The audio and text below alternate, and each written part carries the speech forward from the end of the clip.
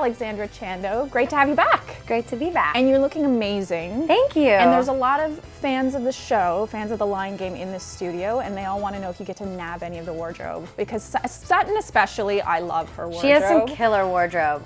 I don't keep it, but I do I borrow.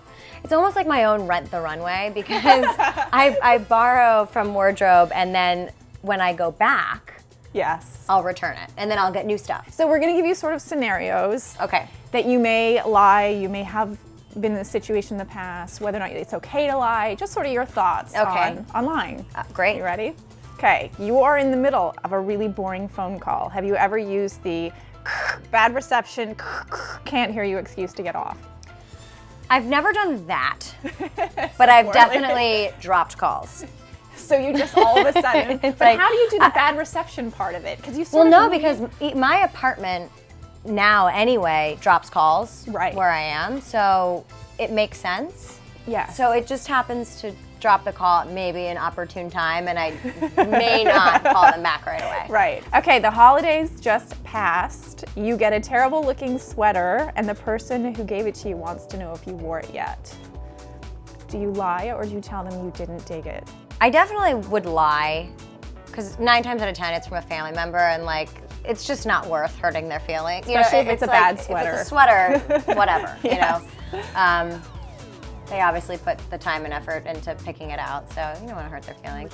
Okay, a friend is getting married. She tries on her wedding dress before the wedding and wants to know your thoughts. It's hideous, tons of bows, too much lace, and unflattering. Do you tell her, or do you sort of like let her have her thing? Let her have her thing. Really? Absolutely, it's her day, it's her wedding. If she wants to wear that, I mean, okay, I'm a huge say yes to the dress watcher. Are you really? Yes. Do you get weepy? Because I know a friend of mine gets weepy watching that show. I don't get weepy, but I will watch like 4 episodes in one sitting. Okay, a man cooks you dinner. It's inedible. Oh. Do you eat it? Tell the truth? Suggest takeout? How do you deal? Maybe you politely suggest going to In-N-Out drive-thru. That's a hard one. I don't know. I mean, I guess you just suck it up and eat it? I don't know. In the same vein, a man is a bad kisser, so bad that you have to break up with him. Do you tell him why?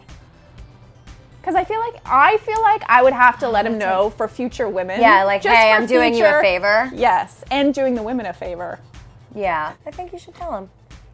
Or at least hint to it. Especially if like you break up and you just kind of decide to remain friends. It's like, okay, hey, by the way, maybe this next girl you kiss, you shouldn't do that.